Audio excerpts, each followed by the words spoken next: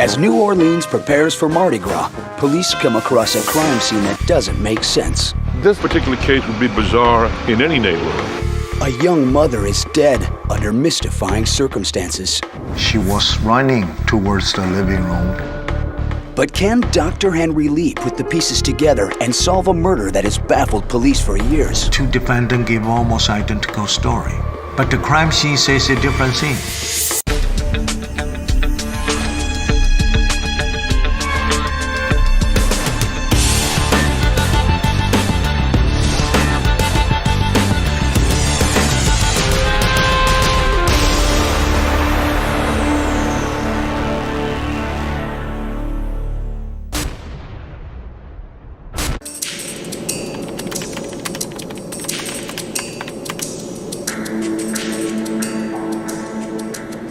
This murder is stay with me even now.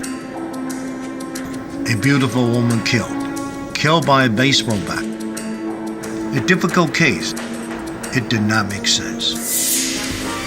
I remember it was Mardi Gras in New Orleans.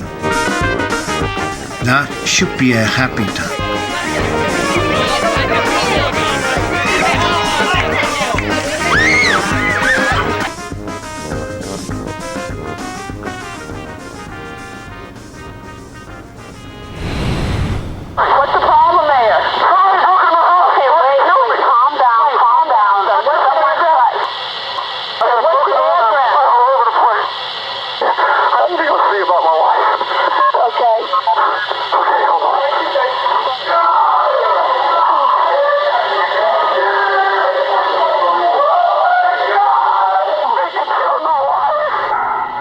When I look at the picture today, it reminds me why the sheriff convinced me to take a look of this case.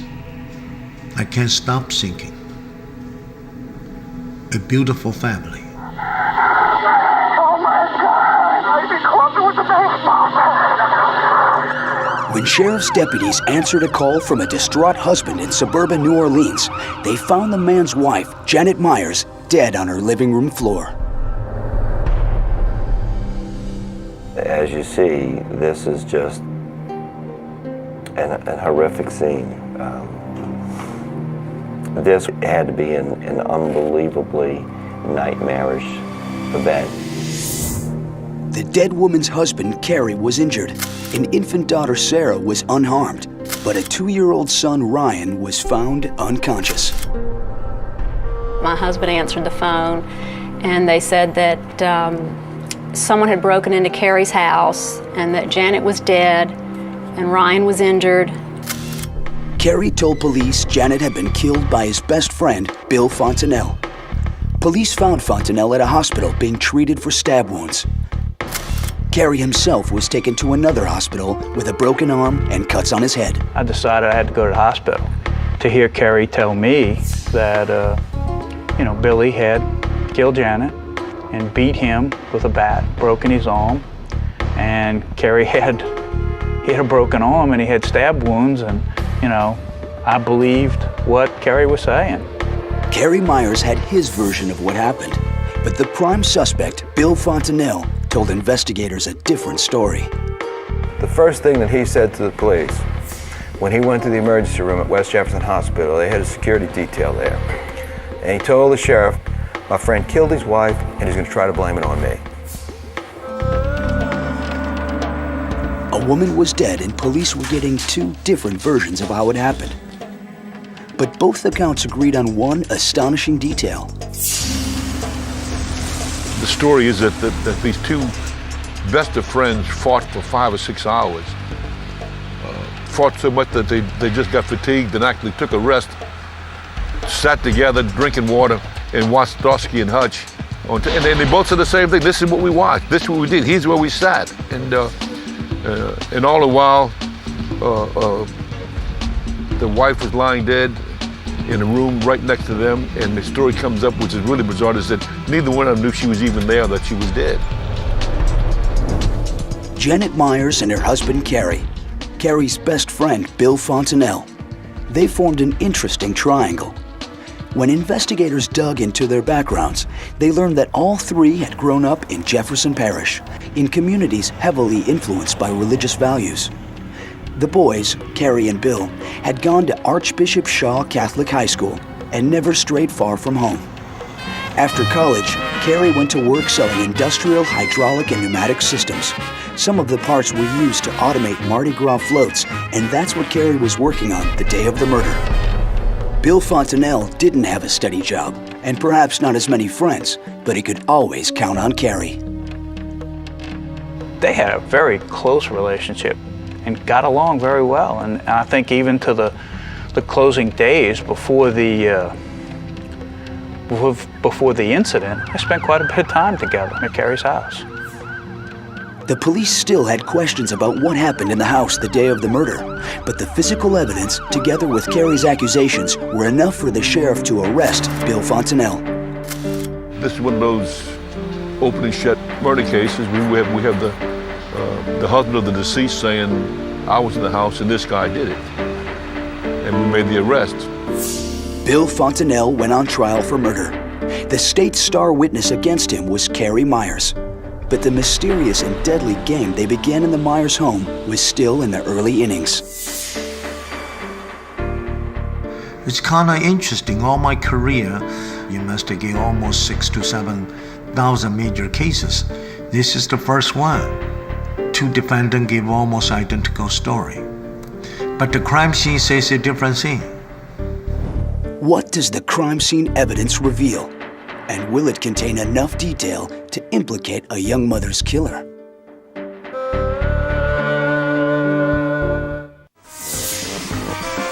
In New Orleans in Mardi Gras season, across the river in Jefferson Parish, in a middle-class suburban neighborhood, sheriff's detectives were investigating the murder of Janet Myers. Two men were in the house when she died, her husband Carrie and his best friend Bill. Both men had knife wounds. Carrie also had a broken arm from being hit, according to Carrie, with the same baseball bat that Bill Fontanelle used to kill Janet. Police arrested Fontanelle for murder. There was probably no reason to disbelieve Myers. Carrie is kind of a family-type person, home-type person. Carrie's family still couldn't make sense of the events surrounding Janet's death. They only knew that Bill Fontanelle was in jail awaiting trial, and that he continued to insist Carrie had set him up. The thrust of his comment was, there's a murder. I didn't do it, but the husband is going to say, I did it. I had never seen Billy do anything violent, never seen Billy show anger. Billy was the one that was always calm out at the ball games. Billy was the one that kneeled and crossed himself before taking the bat. So, yeah, to hear that, well, Billy went over there and for no reason bashed Janet's head in with a baseball bat and killed her, tried to kill Ryan, tried to kill Carrie, made no sense. But when investigators dug deeper, they discovered that Bill Fontanelle had shown fits of anger during a recent divorce. A fit of rage, he had tore some of the, not appliances, but like the toilet sink away from his residence, and just showing, beating the porcelain with hammers and all. He did have a temper. Bill Fontanelle had just lost a custody battle with his ex-wife. Was he angry when he went to Carrie's house that day? Both men agreed they'd fought for hours with occasional rest breaks, and both claimed they never noticed Janet's body lying in the next room. Two friends sat in a house, both damaged, hurt, bloody, beaten, and claiming that the other one attacked them. But then they sat there for the next, I think, 8 hours and just talked. Each one saying, we watched television. That didn't make any sense, that you would sit there for several hours and not ask to check on the other people in the home, Janet, Ryan, and infant Sarah. Prosecutors were still puzzled as the trial approached. The two men had no traces of alcohol or drugs that might explain their strange behavior. And why did Fontanelle go to the Myers home in the first place? Was it to see Carrie, or was he there to see Janet? According to Fontenelle, he had engaged in a sexual encounter with Janet Myers the previous day. Allegedly, he was feeling remorse over that. So he was going back over to the house to tell her that he was going to break it off, and also to retrieve his baseball bat, which was the murder weapon. At Bill Fontenelle's trial, the jury found the evidence confusing at best. Was the accused man a killer or a scapegoat? The jury listened to the facts, and we were not able to convince them with the physical evidence, and they could not reach a decision. It was a hung jury. The jury deadlocked 6-6, with no agreement on who did what to whom. Janet Myers' killer remained at large. And the two former best friends went on with their lives almost as if nothing had happened. Carrie had moved back in with his parents. Billy had moved back in with his, and they were both in the same neighborhood where they had grown up. Carrie never really said anything negative about Billy other than sticking to his story that for no reason Billy attacked him when he walked in his own home and killed his wife, but I never saw anger. It was never like we had to hold Carrie back from going over there and beating the living, out of Billy. There was none of that went on. As Mardi Gras seasons came and went, prosecutors were troubled that Janet Myers' murder remained unsolved. We had done about as much as we could do from a law enforcement perspective to try to put the case together. That we needed somebody to come in and bring some rhyme and reason to what took place on that scene. And that's how Dr. Lee ultimately got involved. Henry Lee, based in Connecticut, found himself on a plane again, flying to a crime scene. This time to New Orleans' West Bank, across the Mississippi River, and a couple of miles closer to Cajun country.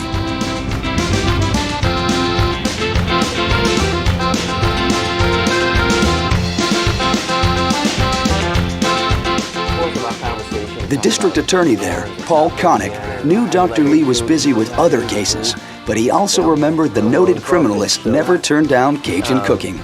But I did, too, as added incentive for you to take the case, if you remember what I ordered 200 pounds of boiled crawfish and sent them to you for you and your staff. Right, we had a crawfish party. Right. Yeah. I remember that. Next morning, 2/3 of my staff booked sick. Oh, God. I'm the only one survived, so I must have a tough stomach or something. Of course, we ate the crawfish. We better do the case, too. Dr. Lee started studying the crime scene photos. Someone was getting away with murder. Would Dr. Lee be able to reconstruct what happened that night and name Janet Myers' killer?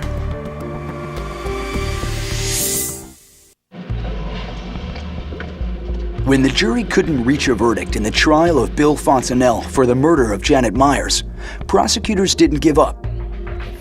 They turned for help to criminalist Henry Lee. Here, approximately 250 individual blood drops. Those are So these dropped from above? From above, exactly. In taking the case, Dr. Lee was renewing an old acquaintance, the top cop in Jefferson Parish, Louisiana for 24 years, a man of Chinese ancestry with a familiar last name, Sheriff Harry Lee. Where the city.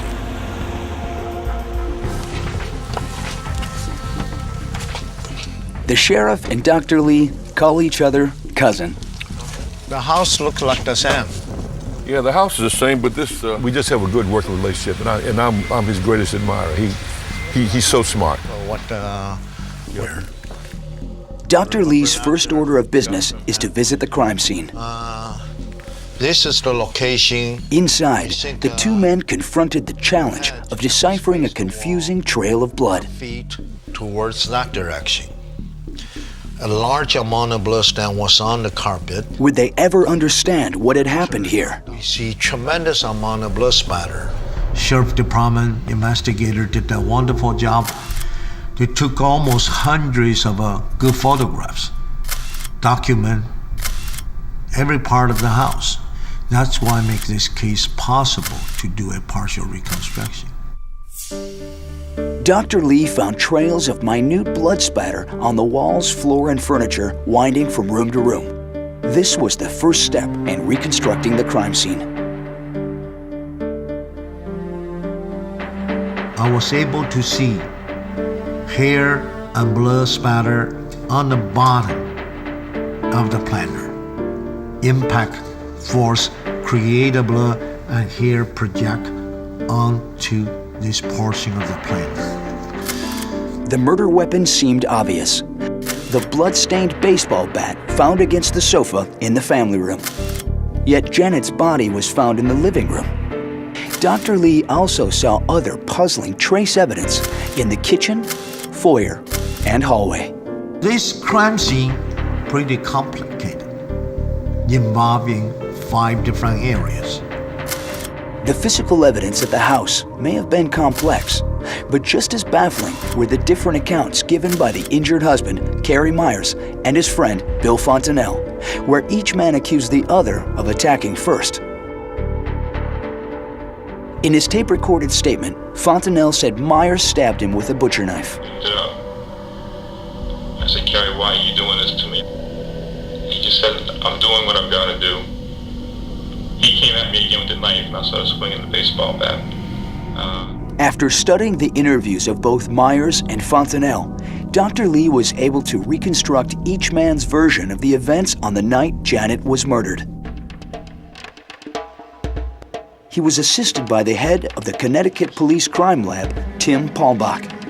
Dr. Lee placed lab technician Sean Dolan in the exact position where deputies found the victim's body.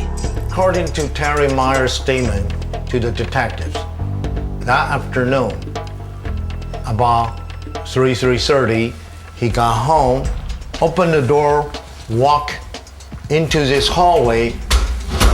He saw a baseball bat at him. He quickly used his left hand, tried to block it.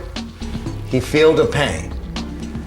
Myers said he never saw his wife's body lying in plain sight in the living room. Attacked the attacker. In the foyer area, then into family room. 2 of them struggle on the ground and fighting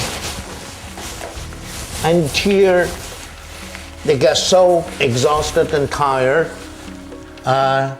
they took a break, watching television, have a glass of water, and watch at 7 o'clock a police show.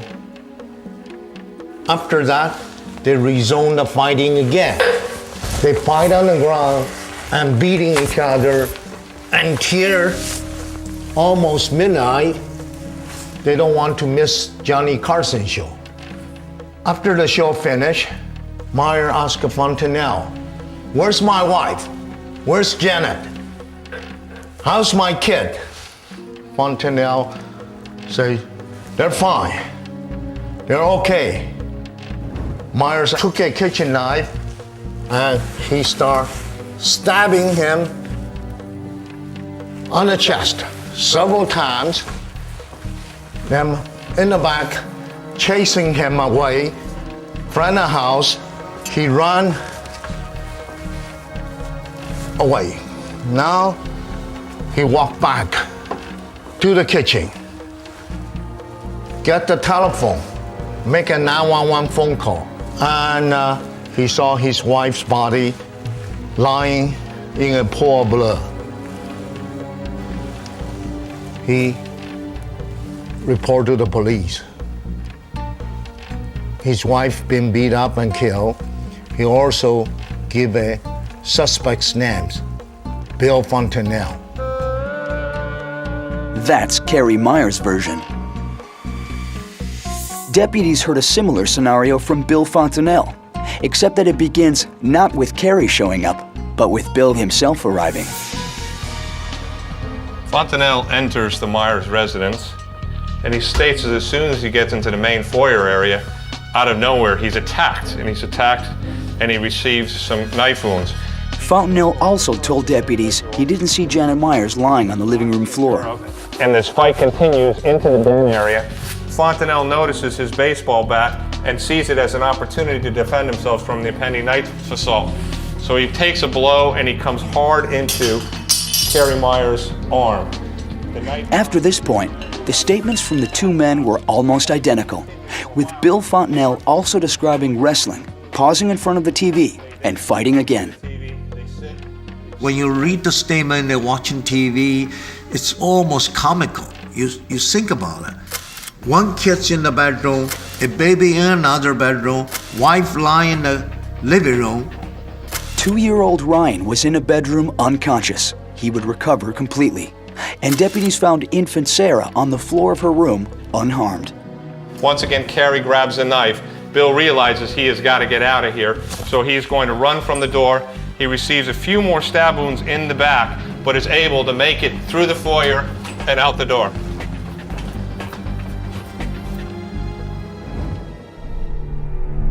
The more investigators studied the two statements, the more they wondered about the nature of the relationship between husband and wife, and husband's best friend.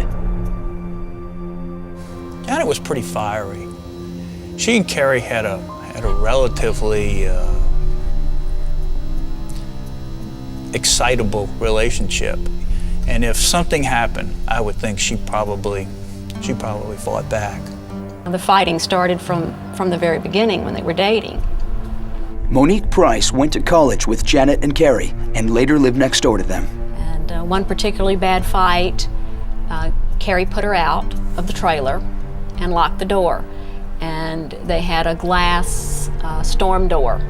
So Janet began picking up shells and gravel out of the driveway and throwing it at the door. It shattered. And at the point that it did, Kerry came flying out of the door, grabbed her around the neck, and banged her head on the car, slung her through the gravel. I mean, every fight that I personally saw, that's the way it was.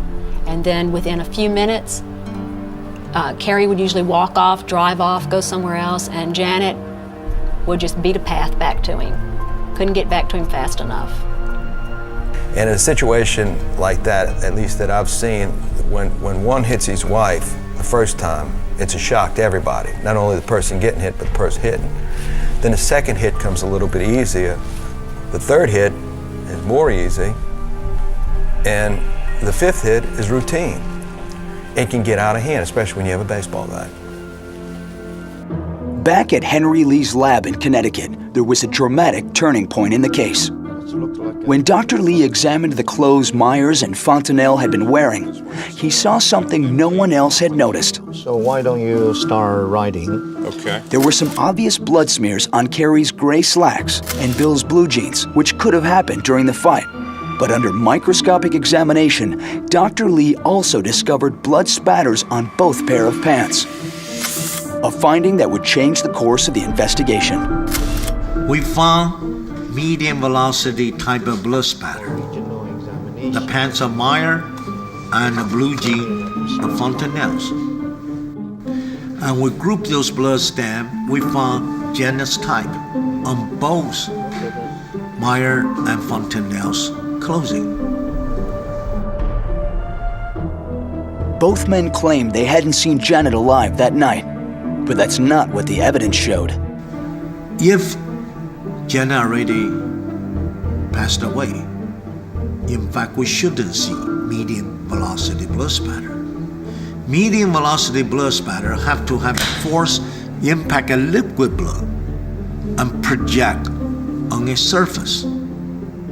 That alone tells me two of them was close or next to a blood source, liquid blood source, and Janet's type. As Dr. Lee educated me, at the time that Janet Myers was being bludgeoned to death, both of the men had to be there, either as participants or as spectators. Either way, it's a gruesome image. Once they got Henry Lee involved, and Henry Lee says, let me tell you something, Kerry Myers is not your sole witness. I mean, he has got a lot of culpability with this. Dr. Lee had found blood traces that looked bad for both men. But should the state go ahead with a second murder trial? And who were they charged with Janet Myers' death?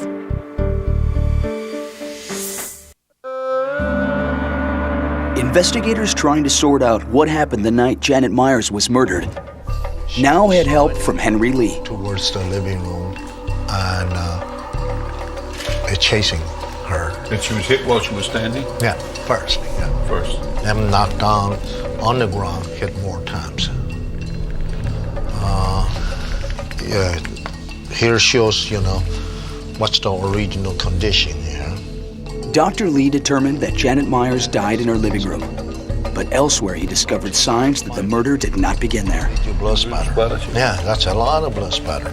The trail of blood allowed Dr. Lee to reconstruct the scene that night, not as described by Kerry Myers or Bill Fontanelle, but by letting the trace evidence itself tell the story.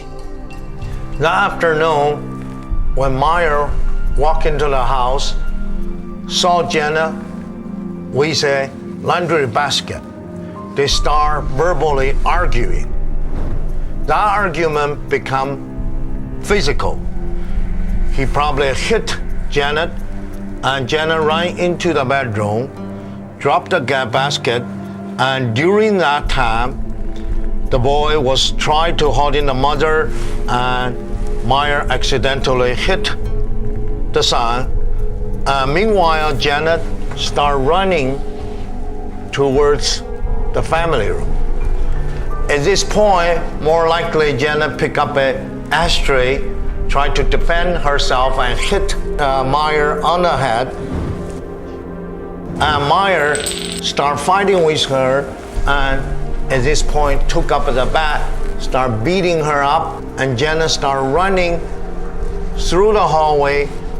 At this point, Fontanelle more likely walked in. Meyer hit Janet, caused all those blood spatter, medium velocity impact spatter on the wall. She more likely is positioning and coming down. Fontanelle, meanwhile, walk next to her, and that's why it caused a lot of blood spatter on Fontanelle's clothing, and more hitting caused a lot of splash and blood project onto the wall because it's liquid, and accumulation of liquid blood start running down. We see a bloody handprint, the left hand. Also have some finger mark, looks like a right hand, like she tried to holding herself against the wall. So two of them walk into the family room and start talking about what they're going to do. They place the baseball bat next to the sofa. They have to do something. They have to stage something. So they come up with a plan. Fontanelle will use the bat, hit the Meyer. Meyer will get the knife and stabbing him. Because the stabbing is pretty shallow. If, in fact, two of them struggle really stabbing, we should have a deeper stab. In addition, the story they tell, when he walked in, the first shot break his arm. It's almost impossible to pick up the knife. After he stabbed Fontanelle walk out of that's why we see this blood trail and get out of the door. In their statements to deputies, neither man mentioned seeing or checking on Janet and the kids. Kerry told his family it was because of his injuries. But the blood evidence said otherwise. It indicated that Janet Myers wasn't assaulted once, but twice, and that the second attack happened sometime after the first. On the wall, there are approximately 2,500 to 3,000 individual spatters. Then we see blood spatter on top of blood spatter. That shows the first drop has to be almost dry. then the second drop deposit. If the first drop's still wet, 2 drops will become unified with 1 drop start running downwards. That's an indication shows their time segment between the first impact and the next impact.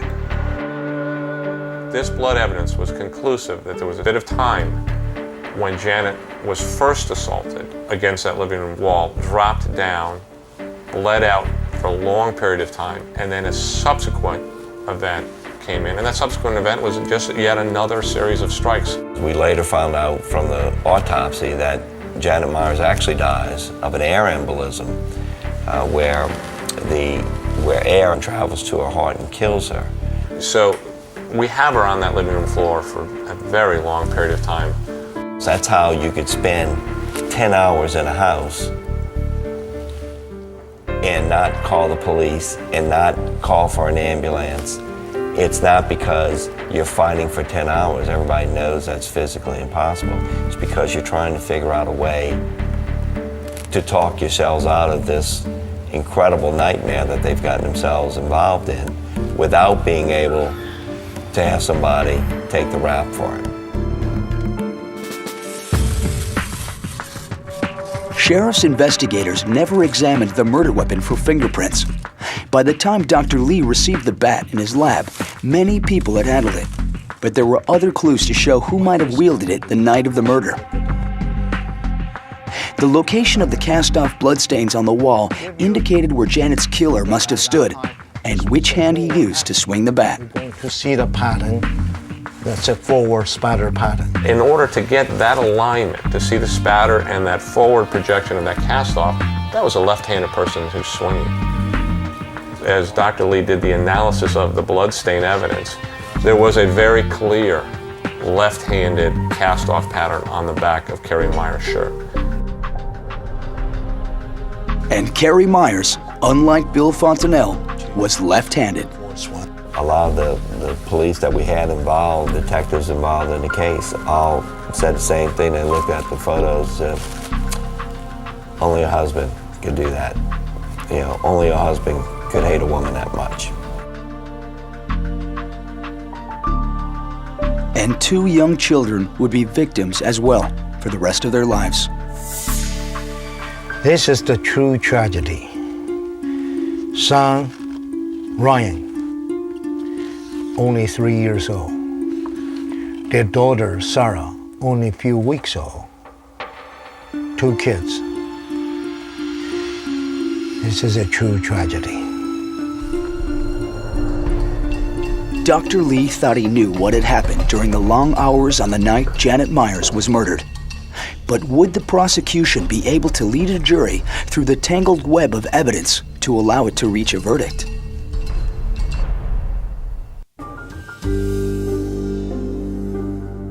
When the state of Louisiana originally charged Bill Fontanelle with killing Janet Myers, the trial ended in a hung jury. But when Dr. Henry Lee reconstructed the crime scene years later, the evidence pointed to Janet's husband, Kerry, as the man who wielded the baseball bat that killed her, with his friend Bill Fontanelle in the house when she died. In a television news interview before he was indicted, sitting with his children Sarah and Ryan, Myers did not appear to be worried. It's limbo. It's like living in limbo. I mean, this is something we've waited for a long time, just to see justice. And then one day you leave your house and 6 hours later you walk back in and your whole life changes. Before the trial, Kerry made a critical decision. He declined his right to a trial by jury and chose to have his case heard by a judge alone. He did not think he would be convicted. We even tried to tell Kerry, go with a jury, don't go with a judge. It'll turn out okay, was his comment. It'll be all right. And that is the approach he took. It'll work out fine. Bill Fontanelle chose a jury trial, so both he and Myers were tried together in the same courtroom. The judge heard the case against Myers, and the same judge and a jury heard the case against Fontanelle. including the forensic evidence that implicated both men. The important thing to me was the fact that they had her blood on their clothes, their clothing, and it was the impact spatter from something being hit, the spatters. As he has so many times over the years, Dr. Lee presented the jury with the basics of blood spatter analysis. Someone asked about some word that he had said, and he pronounced it again very distinctly and very clearly, and he says, "Oh, when I leave here, I'll be speaking Cajun."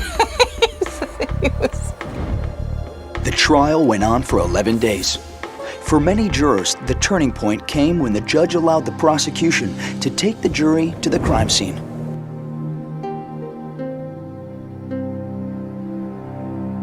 That was a very small house. The entrance foyer, just a few feet inside, there's a small partition, and off to your left is the living room. Walking around in that place, there's no way that they could not have seen that body, and they both said they didn't see the body. They didn't know, each one of them said, well, I didn't know she was in there. And so you know that that wasn't true, because there was no way they could not see her where she was. Anybody that was in that house had to know not only where Janet was, but it was just yet another few strides away, and you're in the bedrooms with an infant and Ryan. And so way too small, way too confined to begin to give either Bill or Carrie any credibility in this feeling that we didn't know where Janet was. And I think the general consensus of most of us was, how could you not know? And at any given point, you'd say, let me go see my family. Whether he holds a knife to your back or whatever, let me go see if my family's okay. At the trial, neither Carrie nor Bill testified, but the jury did hear their original statements to the police. I do believe from the evidence at the trial that Billy was attacked when he first got there, and that Carrie had attacked him. Janet's blood, according to Dr. Lee, was only on Billy in the minute spatters around the hem of his pants. And when questioned, Dr. Lee said about how he could have gotten those stains, Dr. Lee said this man was jumping and running and spinning and trying to get out of the way.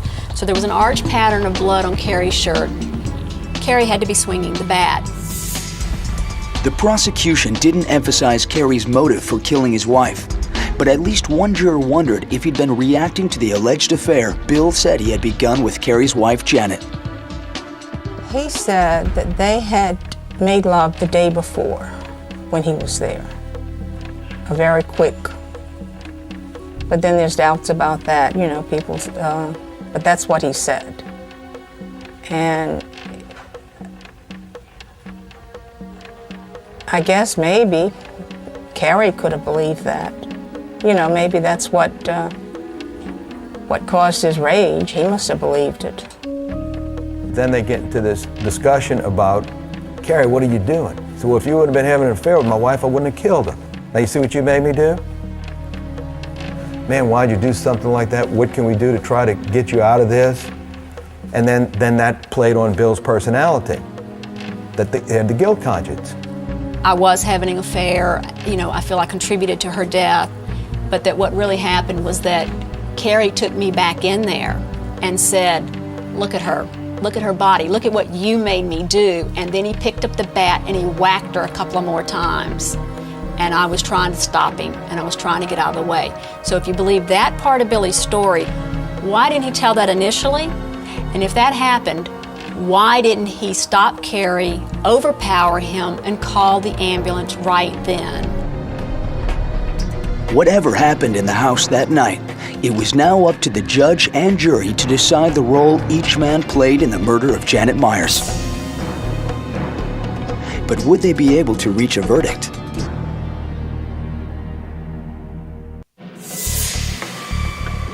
Media accounts of the trial called it the baseball bat murder, and it was big news. But the day finally came when it was up to the judge and jury to dispense justice. I couldn't sleep because I kept going over and over and over the case. I didn't know if I was right or not, but it just seemed to me the logical thing that Carrie had actually done that swung the bat. Of course, I knew Fontenelle was there, and therefore he was guilty. The jury was first to announce its verdict. They found Bill Fontenelle guilty of manslaughter, which carried an automatic 21-year sentence. The judge then rendered his decision on Carrie Myers guilty of murder in the second degree. Myers was sentenced to life without parole. And I was so relieved when the judge found Carrie Myers guilty. Then I thought even more that I had made the right decision. After listening to all the testimony, particularly Henry Lee's testimony, that the jury was convinced that Carrie had done it. But it became obvious that the reason why Bill got convicted of manslaughter, in my opinion, is because he had not told the truth about knowing Janet was dead, or even Janet was in the house. That's why the physical evidence was so crucial in solving the case. It's because physical evidence doesn't lie, physical evidence doesn't have a bias, physical evidence doesn't exaggerate. Fortunately, Dr. Lee was able to come in and unravel a lot of things that and actually do 6 or 7 years later what we should have done initially. A group of friends who had been so close was separated forever, and it was never the same after that. You would always wonder, could someone have done something about it? Could things have been different? And you'll always wish that they had been. When I look at the Janet picture, I can't stop thinking. A beautiful family, destroyed just by the temper, by some confrontation, some maybe minor differences. Why we don't learn from the history?